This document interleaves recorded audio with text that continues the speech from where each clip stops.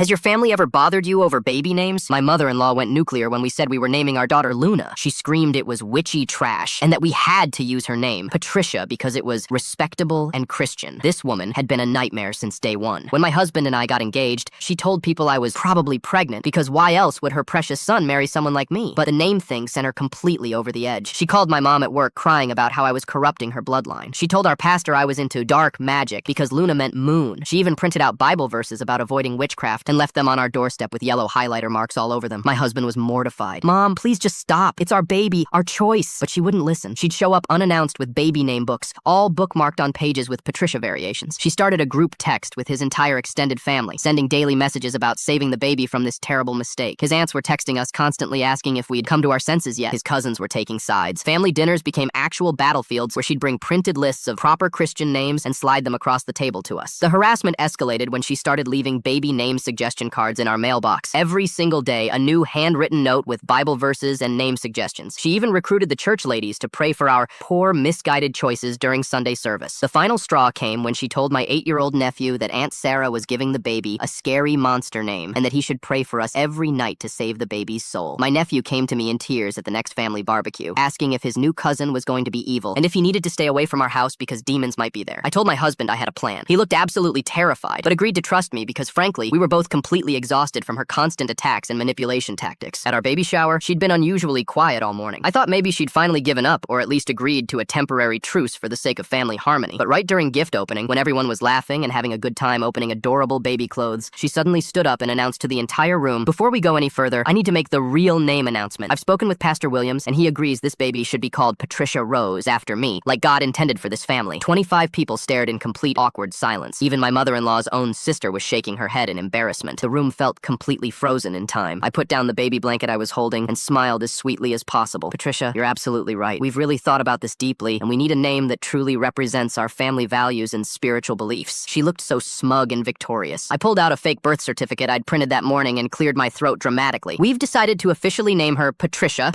Moonbeam, Starchild, Crystal, Rainbow, Goddess, Unicorn, Sage." Then my sister, who knew the plan, gasped theatrically, "Oh my God, Sarah, and her middle names are so spiritually meaningful." My cousin immediately caught on. "Yes, Patricia Chakra Healing Angel." One by one, everyone started laughing and adding more ridiculous mystical names. I watched my mother-in-law's face transform in real time. The smug, victorious smile melted away like ice cream in summer heat as she realized what was happening. She hasn't mentioned baby names since.